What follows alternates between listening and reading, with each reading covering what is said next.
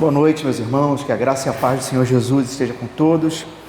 Eu acho que eu vou ter que baixar um pouquinho aqui, porque diferença de tamanho, né? Senão os irmãos não vão. Aqui tá bom. Tá ótimo.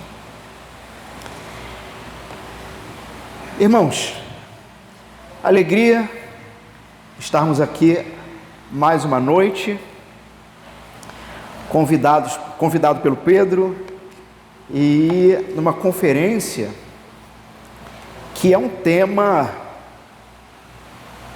discutido até mesmo por não cristãos, né? Por qualquer, na verdade, segmento religioso, de uma maneira geral, é aquela preocupação, não é? O mundo vai acabar, vai vir o Armagedon, acho que embolei o negócio, vocês entenderam? O Apocalipse, novelas, filmes e quantas coisas fazem por aí, mas sem a perspectiva bíblica, sem a perspectiva da palavra de Deus, na verdade você tem muito mais medo do que uma característica que é exclusiva do Apocalipse de João, né, que foi quem escreveu, e foi o texto que me foi sugerido, né, e eu de bom gosto aceitei. Apocalipse capítulo 20, e abrir já a sua Bíblia. Uma característica, talvez principal característica do Apocalipse de João, em relação a outras propostas de fim de mundo, vamos dizer assim, né, de Apocalipses, é que João é o único que dá esperança. Existem outras culturas, outros povos, outros registros de possível fim de mundo, mas o que você tem é apenas a catástrofe. No Apocalipse de João, existem catástrofes sim, mas há uma razão de ser. A gente vai ver um pouquinho hoje disso. Há uma razão de ser, mas no final o que há é esperança. Esperança para a vida com Jesus. Irmãos, o texto que me foi sugerido foi Apocalipse capítulo 20, dos versos 11 ao 15. Então eu vou fazer a leitura. Diz o seguinte a palavra do Senhor. Vamos ficar de pé para essa leitura?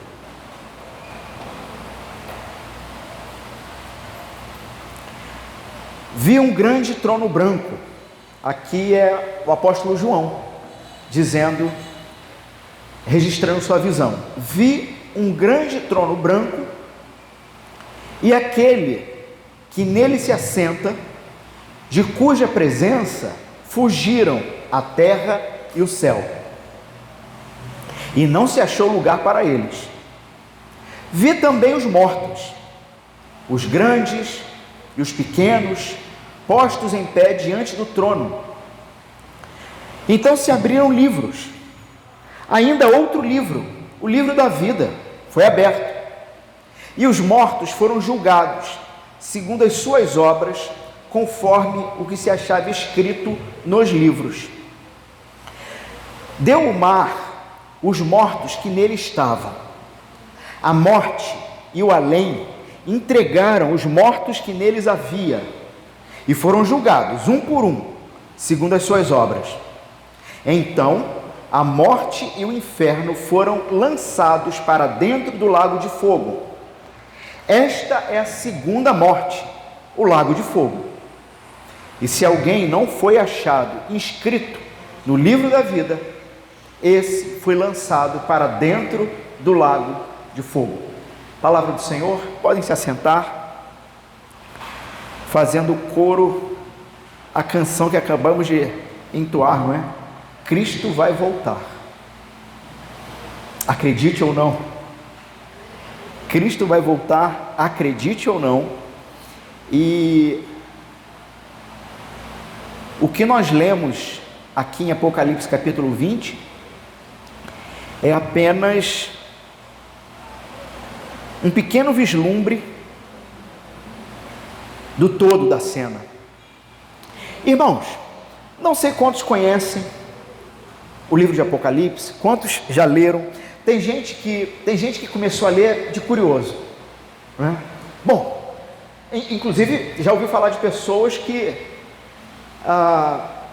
foram começar a ler a Bíblia e disseram assim: vou começar logo pelo fim, só para eu saber o que se está garantido ou não, né? Alguns desistiram no meio do caminho, porque começaram a ler e começaram a ver coisas muito esquisitas, e terremotos, e fogo, e anjo vindo com espada, e uma confusão terrível, e não conseguiu entender. Então alguns desistiram por medo, né? Outros desistiram pela dificuldade que realmente é compreender esse livro. E eu vou dizer um negócio: esse capítulo que o Pedro me sugeriu, capítulo 20, eu dei graças a Deus que foram os versos finais, porque eu não vou precisar explicar milênio, né? Enfim, embora eu vou aqui dar uma pequena panorama, né? Para que os irmãos também possam se encontrar aqui. Mas é o capítulo que gera a grande discussão, não é? Quando Jesus volta, vai ter arrebatamento? Ele é secreto? Não é? Como é que é isso? Então esse capítulo 20, né? Eu não li desde o verso 1 para a gente ganhar tempo, mas é o capítulo, ou são os primeiros versos, né, até o verso 6, que vai falar sobre o milênio. Na verdade, verso 7, todo o capítulo. Vejam o verso 7, por exemplo. Mantenha a sua Bíblia aberta, isso vai ser importante. Diz o seguinte: quando, porém, se completarem os 1000 anos, Satanás será solto. Caramba, 1000 anos. Então, daí vem essa ideia do milênio, né? Irmãos, algum panorama rápido aqui para a gente poder se encontrar onde nós estamos aqui no livro de Apocalipse. Não sei se você já tentou ler, espero que sim, ou que a partir de hoje fique esse desafio, né, para ler. Mas como ler e entender? Esse livro, Apocalipse de João, ele tem uma maneira muito particular de compreendê-lo.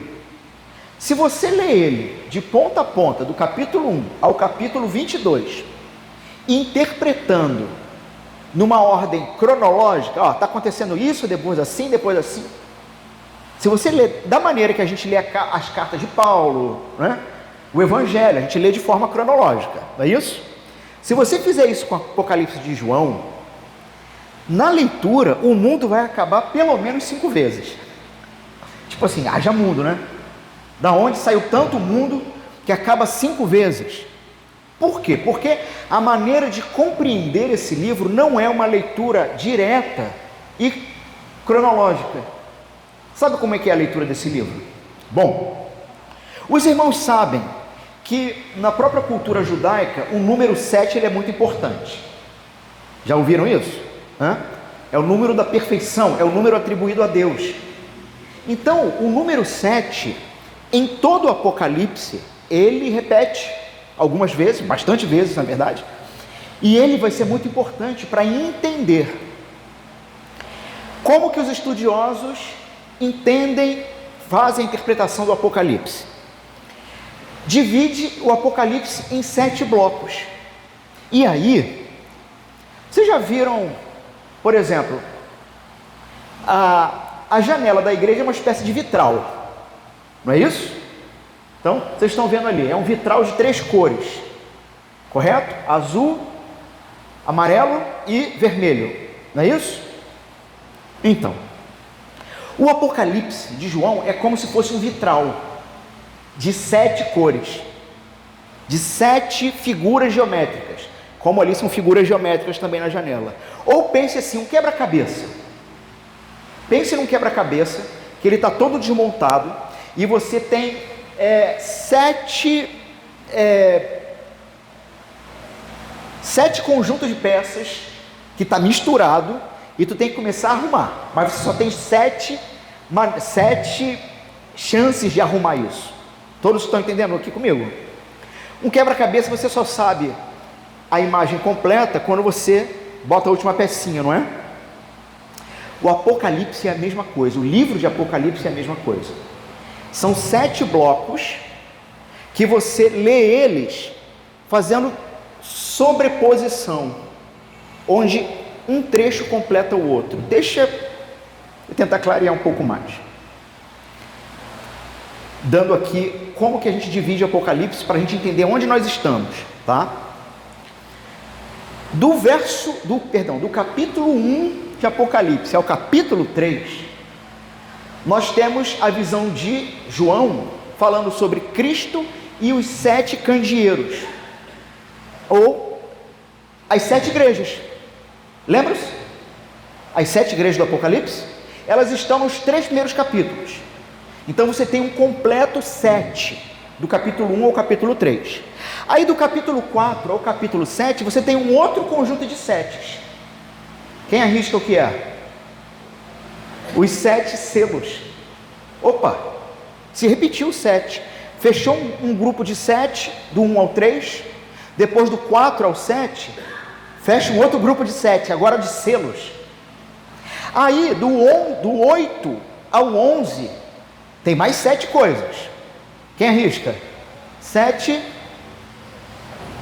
trombetas. Do 8 ao 11, 7 trombetas. Depois do 12 ao 14, esse aqui não está tão claro, mas se você ler, você vai achar. Você encontra 7 vozes proclamando 7 anúncios diferentes. Do 15 ao 16, 7 taças. Do 17 ao 19, 7 visões de julgamento. E do 20 ao 22, 7 visões de consumação. Vocês já tinham reparado isso? Blocos de 7. Aí você fala, caramba, e como é que eu entendo então o Apocalipse? Já que eu entendi que são 7 blocos diferentes. Como é que eu arrumo esse quebra-cabeça para entender? Muito simples. Vamos para o segundo bloco, que é os 7 selos. Tá bom? Vocês lembram de 7 selos?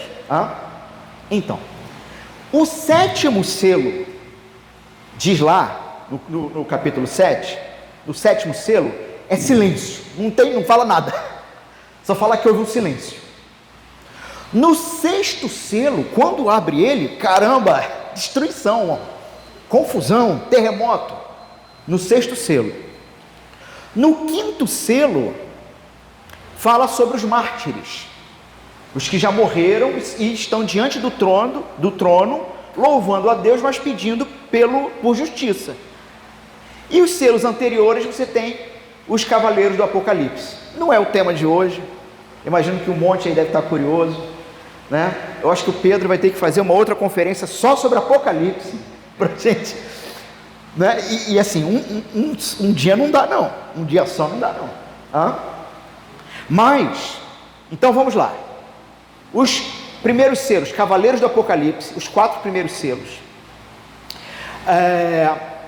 O 5º selo, os mártires que estão diante do Senhor, que já morreram. O 6º selo, destruição. E o 7º selo, silêncio. E aí, a gente tem que... já viram aqueles filmes que o cara está narrando a história do filme? Aí quando ele fala assim, aí eu estava numa sala, eu vi uma cadeira. Aí a câmera mostra a cadeira, não é? No filme, não é assim? No Apocalipse de João é a mesma coisa. João está narrando o que ele está vendo. Aí ele fala assim, aí, por exemplo, vou dar um outro exemplo aqui. Aí eu olhei um trono. É como se, aqui não tem, aqueles canhão de luz. Sabe aquelas luzes assim que foca no principal? É como se uma luz fosse lá no trono para a gente olhar para o trono. E aí João começa a dizer o que tem no trono. Então todo o livro de Apocalipse, ele tem essa característica de João contando alguma coisa, e aí é como se fosse um canhão de luz ou uma câmera dando um zoom para a gente focar ali, tá bom? Quando João fala do 6º selo, que começa a falar de destruição, e 7º é silêncio, tem um motivo para isso, hoje não dá tempo de falar sobre isso. Logo na sequência, vai começar a falar sobre as 7 trombetas. Onde estariam essas trombetas? Essas trombetas, elas são como se nós dessemos um zoom para dentro do 6º selo, para olhar agora com riqueza de detalhes o que o sexto selo está dizendo. Entenderam? Entenderam? Se você ler na ordem cronológica, o mundo acaba uma vez com o sexto selo e vai acabar uma segunda com a trombeta. Não, é porque as trombetas são detalhes que estão dentro do sexto selo. Então, esses 7 blocos de Apocalipse é como se tu fosse colocando um dentro do outro, encaixando um quebra-cabeça, e no final você vê a figura. Fez sentido para vocês? Ok? Beleza. Fechamos então uma maneira de a gente começar a compreender. Vamos para uma segunda coisa muito importante, e aí nós entramos especificamente no texto de hoje, tá? Uma segunda coisa muito importante. João, ele tem algo em mente. A igreja está sendo perseguida, como até os dias de hoje, né? Em alguns lugares mais do que outros, mas a igreja está sendo perseguida. E João, ele quer trazer para o povo de Deus fé, coragem e esperança. Esperança. Alguém já me perguntou, foi por isso que a igreja presbiteriana, né, a plantação da igreja de Esperança começou por causa do... Bom, não foi, mas se eu dissesse que foi, ia ser bonito, né? Mas não foi por isso não. Pelo menos pode ter sido nos planos de Deus. Mas na época eu não pensei exatamente isso. Mas João quer trazer esperança. Para isso, ele está contando para a igreja num estilo de escrita que um não cristão não entenderia. Por isso essas figuras, essas coisas assim meio assim simbólico, porque só cristão que conhece as escrituras iria entender. Então um soldado romano que pegasse aquilo ali, ele não ia entender nada. Só os cristãos. E aí João, ele quer mostrar para a igreja o que está acontecendo, por que está tendo essa perseguição, e dizer para ela o seguinte: fica firme, porque vai passar, tudo isso vai passar. E aí assim, ele vai, né, são 22 capítulos e tem muito tema que ele trabalha, até ele chegar também no tema do livro da vida, já vamos entrar nele. Mas a intenção dele é essa: fica firme. E aí, no primeiro bloco, do capítulo 1 ao capítulo 3 das 7 igrejas, João está apresentando a realidade do que está acontecendo na igreja a partir de uma visão terrena. Tem uma igreja que está assim, bem mais saudável, as outras estão caminhando, tem que corrigir algumas coisinhas, tem uma bem ruim. Nós enfrentamos perseguições de fora da igreja, enfrentamos perseguições dentro da igreja, essa é a realidade, seu padrão. Então, meus irmãos, não se espante com um problema que acontece na igreja. Alguns irmãos já me disseram lá sobre a plantação: pastor, já está tendo problema lá? Eu falei: já. Então agora virou igreja. Enquanto não tinha problema, não era igreja não, agora é. Quando a gente olha para Apocalipse, é isso mesmo. Igreja tem que ter problema, senão não é igreja. Tem que ter algum problema, uma perseguição, algum problema aí. Bom, aí depois que ele apresenta a visão do que está acontecendo a partir da terra, nós temos uma transição do capítulo 3 para o capítulo 4, onde no capítulo 4, João diz assim: e eu vi os céus abertos e uma escada com uma porta aberta, e subi. E aí, a partir lá do capítulo 4, ele vai falar o que está acontecendo no céu. Então, capítulo 1 a 3, o que está acontecendo na terra. Capítulo 4 a 7, o que está acontecendo no céu. Quando vai para o capítulo 8, que vai falar das trombetas, ele volta a olhar para a terra, porque não é tudo que acontece na terra.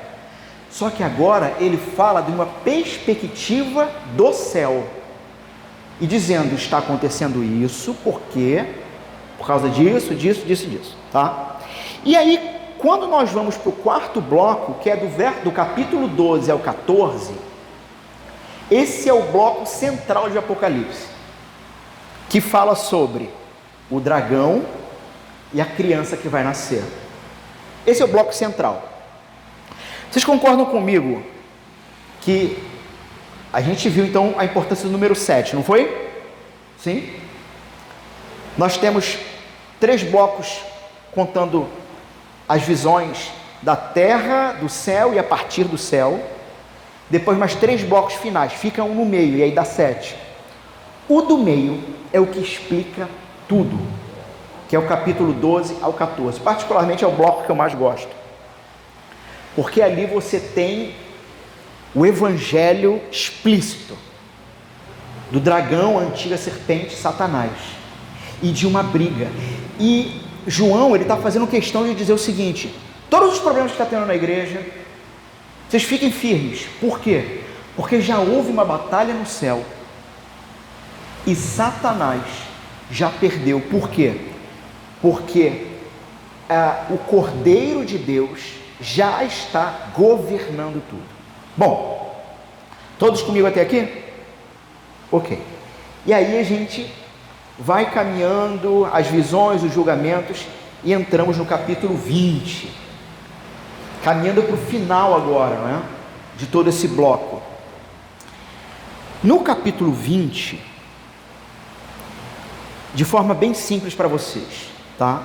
Se vocês tiverem aí um lápis, quiserem anotar na Bíblia, não é pecado não, tá bom, irmão? Fazer uma anotação é bom para você ter seu estudo depois. No capítulo 20, do verso 1 ao 3, você tem o relato do aprisionamento de Satanás. Se você vier fazendo as leituras, como eu falei, já lá no capítulo 12, 13, faz muito sentido o que aconteceu lá para o que vai acontecer aqui. Lembram do vitral, que você vai encaixando as pecinhas? Aí você fala, então ele está sendo preso aqui, porque lá, João disse que aconteceu isso e isso. Houve uma batalha, Satanás perdeu o direito de ter acesso agora à sala do trono. Tudo bem. O aprisionamento de Satanás. Aí, do verso 4 ao 6, nós temos o reinado dos crentes com Cristo. E é o que muitos aí têm muitas dúvidas. Jesus já está reinando com a gente? Não está? Como é que é isso? Vou falar já disso. Aí do verso 7 a 10, nós temos a libertação e a derrota de Satanás. Peraí, Satanás foi preso, houve um tempo de reinado de Cristo com os cristãos, depois Satanás é libertado, mas vai ser derrotado. E os versos finais do capítulo 20, o juízo final. Tá bom? Então, vamos lá.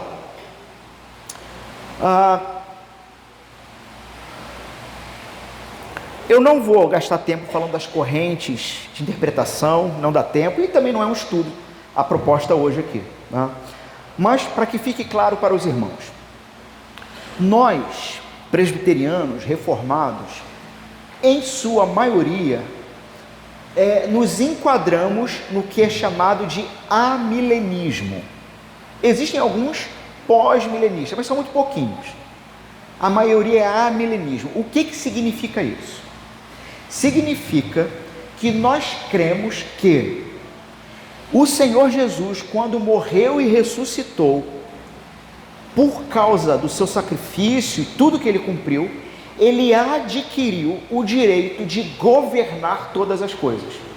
É por isso, por exemplo, que o apóstolo Paulo vai dizer numa das suas cartas que Jesus está agora reinando, mas quando ele colocar o último inimigo embaixo dos seus pés, a morte, ele devolve o reino para o Pai e virá de corpo presente reinar junto a nós.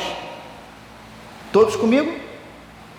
Por isso Jesus é chamado de o segundo Adão, porque onde Adão falhou, de estar com a gente, nos representando para Deus, Jesus não vai falhar. Mas neste exato momento, nós cremos que o Senhor Jesus está governando todas as coisas. Pastor, e o arrebatamento? Nós cremos no arrebatamento? Cremos no arrebatamento. Só que todo olho verá. Não é secreto.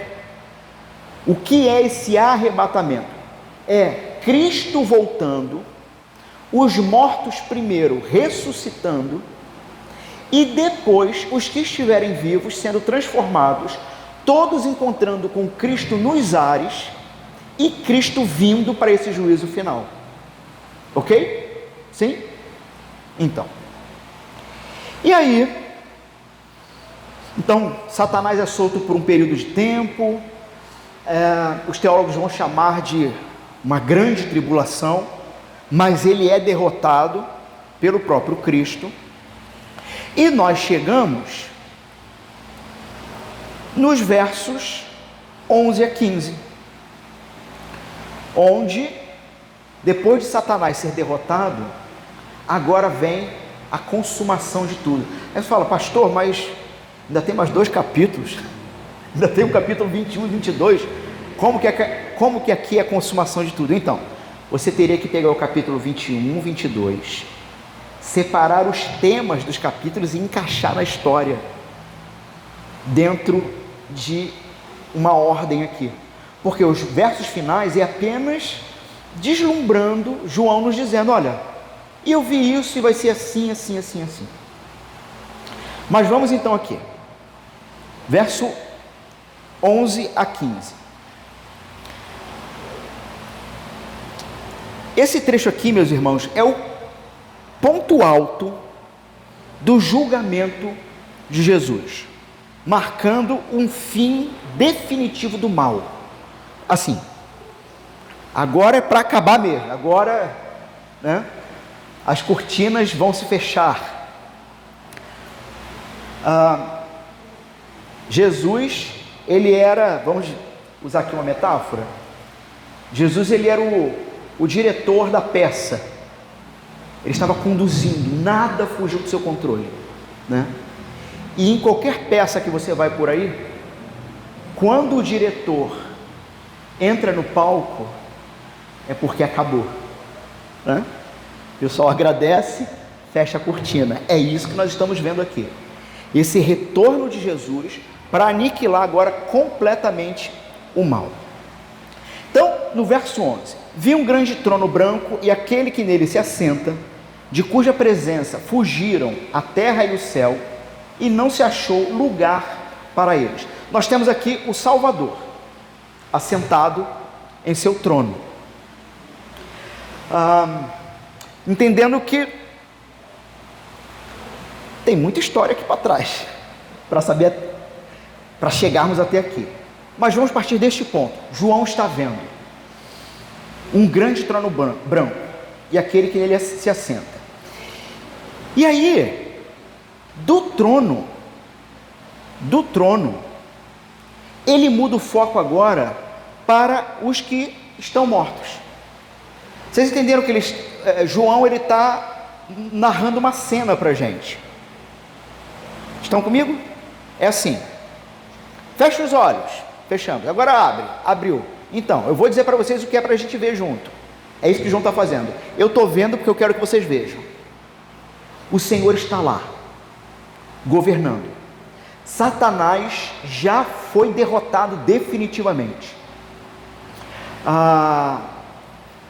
Olha o verso 10. O diabo sedutor foi lançado para dentro do lago de fogo e enxofre, onde já não se encontram não só a besta, como também o falso profeta. Ou seja, acabou. A prestação de contas de Satanás e seus seguidores espirituais já foi feita. Agora o foco vai ser para aqueles que já morreram. Veja, vi também os mortos. Então, primeiro ele fez a gente olhar para o trono, não foi? Agora ele está dizendo, agora olha para lá. Nós estamos vendo os mortos. E ele vai dizer, os grandes e os pequenos. O que ele está dizendo aqui? Que nesse momento, diante de Deus, irmãos, não vai ter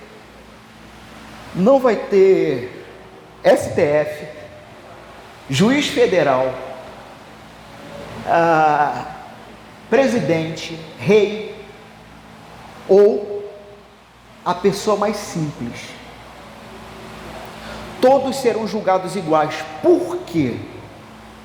Porque nós vamos ver o mérito do julgamento. Diante de Deus, todos são iguais. Não tem juiz, não tem pobre. Todos são iguais, os grandes e os pequenos. Em pé, diante do trono. Então se abriram livros, e ele vai falar: ainda outro livro, o livro da vida foi aberto. E os mortos foram julgados segundo as suas obras, conforme se achava escrito nos livros. João, ele está falando então sobre alguns livros e ele vai pontuar. Um livro, o livro da vida foi aberto, tá? E mortos foram julgados de acordo com as suas obras. Mas como é que é isso, pastor? A gente sempre afirmou que a salvação é pela graça. Mas esse texto está dizendo que nesse julgamento vai ser pelas obras. Irmãos, quando nós lemos, eu não vou ler o texto para a gente ganhar tempo, mas você pode anotar isso para ler em casa. Quando nós lemos Romanos capítulo 2, do verso 15 ao 29, o apóstolo Paulo, lá em Romanos, ele vai explicar como que aqueles que não ouviram sobre o Evangelho serão julgados. E lá ele vai explicar que eles serão julgados pela lei do coração. Aí você fala assim: bom, peraí. Quer dizer então que mesmo sem Jesus alguém pode ser salvo? O apóstolo Paulo, lá, o que ele vai deixar claro é o seguinte: não ouviu falar sobre Jesus, só que Deus plantou no coração alguns sensos de justiça, verdade, beleza. Nós não somos a imagem e semelhança dele, não é? Mas tem um problema, que o ser humano, ele não somente não ama, mas ele não cumpre nada do que Deus queria que ele fizesse. Isso nós chamamos de pecado. Então, deixa eu dar um exemplo para vocês entenderem. Esse é um exemplo de um autor chamado Francis Schaeffer, para explicar Romanos 9 e explicar esse texto de, mas os mortos vão ser julgados pelas suas obras? E qual vai ser o resultado? Condenação. Por quê? Porque o ser humano não consegue cumprir a lei de Deus, e ele não consegue cumprir nem o que ele mesmo sabe que é certo e errado. Vocês estão entendendo? Imaginem comigo o seguinte: imaginem que a gente vá para uma tribo que nunca ouviu falar de Jesus, tá bom? Ok? Aí nessa tribo, nunca ouviu falar, tá lá o índiozinho. Índiozinho tem 5, 6 anos de idade. Índiozinho está brincando com seu, sei lá, cavalinho de madeira. É que eu não estou pensando no índio brasileiro, né? Está brincando tem seu brinquedinho lá de madeira, fé da árvore. O índiozinho, 5, 6 anos, está brincando. Aí vem um outro índio que tem 16 anos, índio grande, índio, e toma o brinquedo do índiozinho, ok? É como se cada ser humano carregasse um gravador, e quando nós legislamos algo como certo ou errado, o gravador, gravou. Aí, isso é um exemplo, tá, irmãos? Aí, o índio grande tomou o brinquedo do índiozinho, ok? O índiozinho olha para aquilo e propõe uma sentença. Qual é a sentença? Errado, índio grande tomar de índio fraco, pequeno, aquilo que é dele. Ele colocou um juízo e um valor? Sim ou não, irmãos? Sim. Ele definiu, isto é errado, certo? A lei do coração, essa é a ideia, ela gravou. Você disse que isso era errado. Aí passa 20 anos. O índiozinho que tinha, passa menos, 20 anos. O índiozinho que tinha 6, agora tem 26. O índiozinho que era pequenininho, fraquinho, ficou forte, malhou, levantou galho de árvore, nadou. Aí, o índio, agora, que era índiozinho, tem 26, com um grupo de outros índios fortes, invade uma tribo mais fraca, mata e rouba as coisas dos índios mais fracos, ok? Ele cumpriu ou ele quebrou a regra que ele mesmo propôs? Quebrou. Irmãos, quantas vezes nós não fazemos coisas assim? O cara me deu uma fechada no trânsito. Acho que absurdo. Daqui a 2 dias você vai dar uma em alguém. Acontece. Às vezes sem querer, às vezes é assim, de propósito mesmo, tipo assim, pô, esse cara está pensando quem é quem aqui nessa pista, eu vou jogar o carro em cima dele, ele vai ter que segurar. Só que você 2 dias antes disse que isso era errado. Por quê, irmãos? Nós, seres humanos, somos altamente contraditórios. Nós não conseguimos sustentar nem mesmo as nossas percepções de certo e de errado, quanto mais as percepções eternas de Deus. Nós quebramos todas as leis, e diante da lei, seja ela de Deus ou nossa, nenhum de nós passa. Entenderam? Quando diz aqui sobre esses mortos serem julgados, aí você pergunta, peraí, mas você está falando dos não cristãos, né? Sim. Mas os cristãos? Alguns autores vão dizer nesse texto que os cristãos também estão aqui. Alguns autores vão dizer isso. Só que eles vão dizer o seguinte: eles estão aqui porque nesse tribunal vai ser anunciado agora para todo mundo saber quem está em Cristo, quem esteve em Cristo para valer em vida e quem não esteve. Vocês estão entendendo? Vou dar um exemplo aqui. Irmãos, né? Nós temos irmãos nossos em Jesus que moram na China. O que vocês acham? Sim.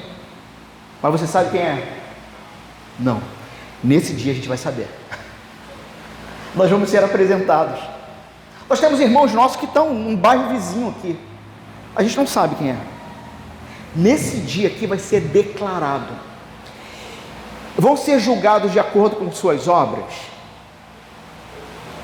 Alguns autores vão dizer que sim, no sentido de que as obras dele agora são de Cristo e não mais dele, porque eles não viveram para si, viveram em Cristo, porque em vida, conhecendo o Senhor Jesus, se arrependeram de seus pecados, entregaram sua vida a Jesus e passaram a trilhar uma nova construção a partir da obra de Jesus.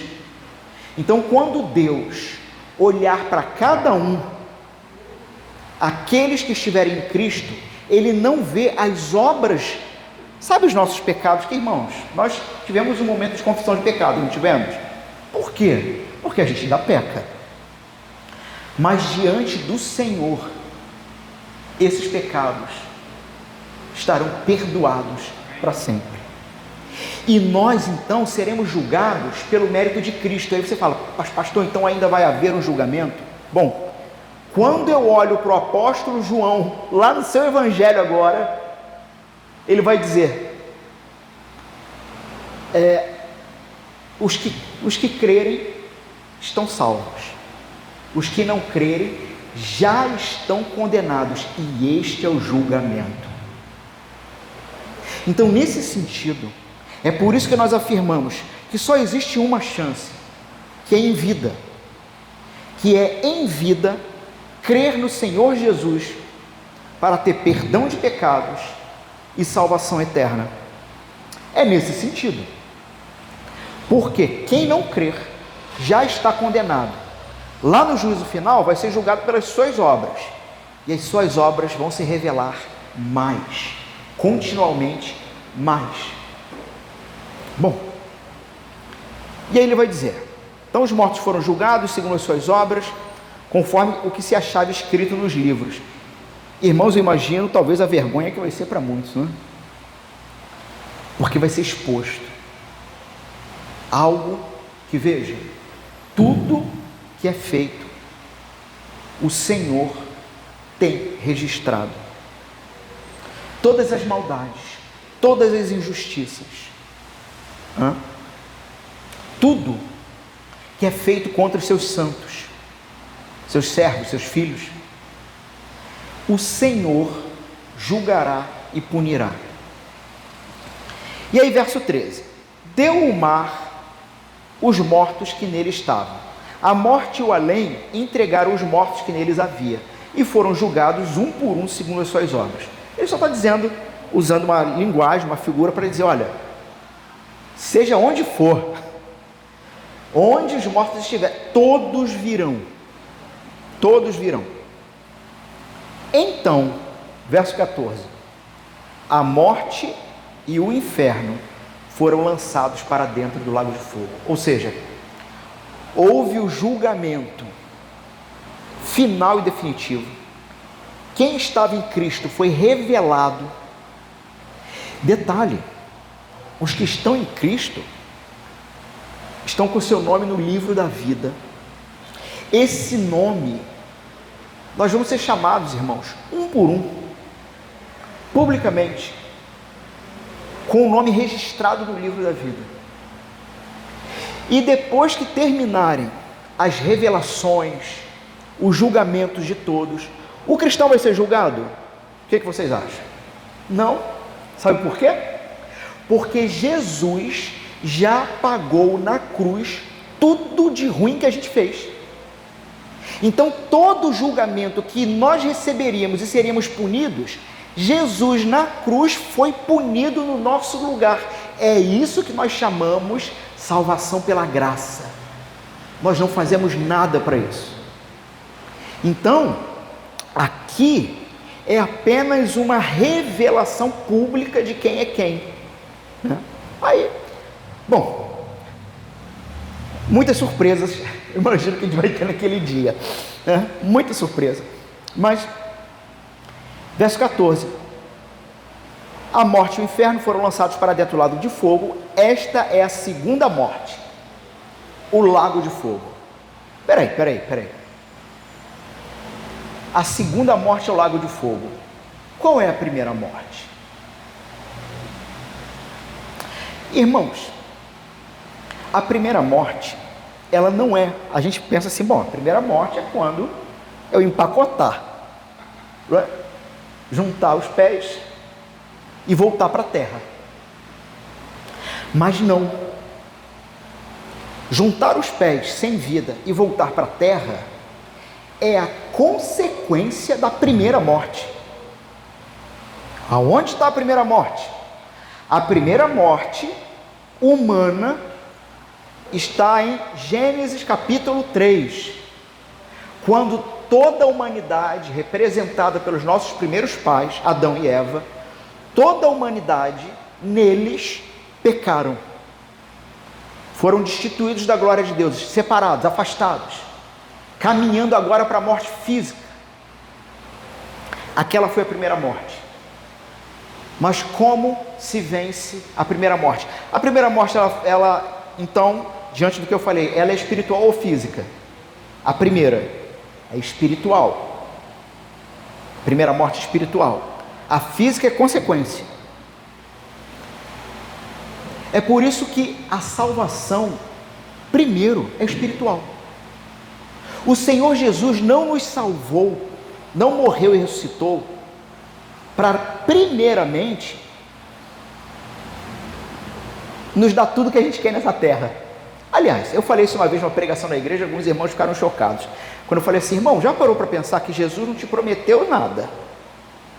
Jesus te prometeu apenas o que comer, o que beber e o que vestir. Não prometeu mais nada. Porque enquanto você buscasse o reino dele, o que comer, beber e vestir, que é o essencial para a vida nessa terra, seria provido por ele. Porque num primeiro momento, ele, com a sua morte e ressurreição, nos resgata das garras do diabo, do pecado, da morte, nos vivifica espiritualmente e nos capacita para a obra dele, nos preparando para esse dia. o dia da revelação final, o dia em que encontraremos os entes queridos que, e aqui eu não posso ser romântico, que aqueles que se foram seguros em Jesus estarão conosco eternamente, e os que não foram, o Senhor será justo. Mas o nosso ponto é, sabendo disso, crendo em tudo que a palavra tem dito, como diz o canal do nosso irmão Pedro, né? Evangelizar as nações, contar para todos. E olhando sobre Jesus, e olhando para esse texto de hoje, eu diria, conte para as pessoas ao seu redor, há um livro da vida, há um livro da vida, e somente os que estiverem com o nome escrito no livro da vida, vão experimentar novo céu e nova terra.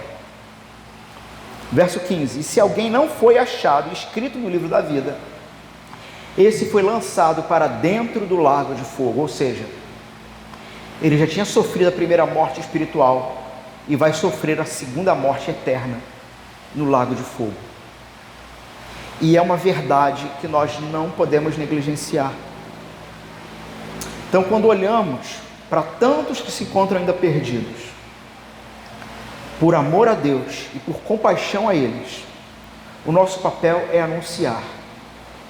Veja, existe um que morreu no nosso lugar e ressuscitou porque era Deus.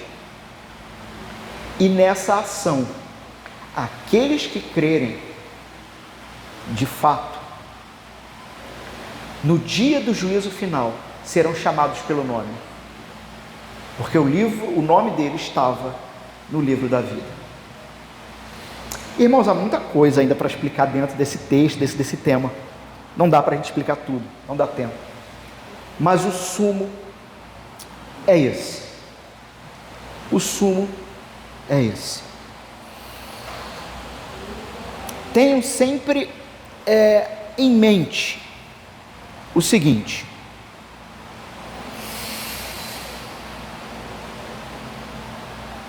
dos versos 11 ao 15, então, nós temos o juízo final como ponto de redenção, aonde o mal é destruído, a justiça de Deus é plenamente manifesta, a criação é purificada, e o que nós vamos ter a partir do capítulo 21 é novo céu e nova terra. A nossa mensagem para os que não conhecem ainda Jesus é: arrependa-se, porque senão o único paraíso que você vai experimentar é essa terra. E para os cristãos, como mensagem de consolo é: fique firme, porque o único inferno que nós vamos experimentar é essa terra. Nas palavras de um autor chamado C.S. Lewis, ele diz o seguinte: quando você se perceber atravessando uma grande dificuldade, um inferno na sua vida, mantenha a marcha firme com Jesus, porque você vai atravessar. Se você parar, tu vai ficar lá, naquele inferno. Então, finalizando, esse texto nos lembra que a salvação é garantida apenas pela fé em Cristo, porque é Ele quem escreve os nossos nomes no livro da vida. Segundo, o juízo final vai ser justo e inevitável, como nós cantamos, e Deus recompensará ou punirá cada um conforme a sua vida. Os que estiveram a sua vida em Cristo foram perdoados e receberão a vida eterna. E por último, a vitória final pertence a Jesus, irmãos. Por mais que a gente olhe a loucura desse mundo, O Apocalipse de João nos garante a vitória final pertence a Jesus, que vai acabar com todo o mal e vai reinar para sempre com o seu povo, nós, aqueles que com os olhos fixos nele atravessamos por essa terra, sendo testemunhas dele e confiando que a morte e a ressurreição dele perdoou todos os nossos pecados. Amém? Que o Senhor guarde essa palavra no coração de cada um, que no momento de dificuldade, momento de dúvida, lembre-se, o Senhor está contigo, mas cabe a você também buscar essa segurança firme em Jesus, essa segurança firme no Espírito. Nós não cremos numa graça barata, cremos numa graça que custou caro, a vida de Jesus. Deus abençoe a todos.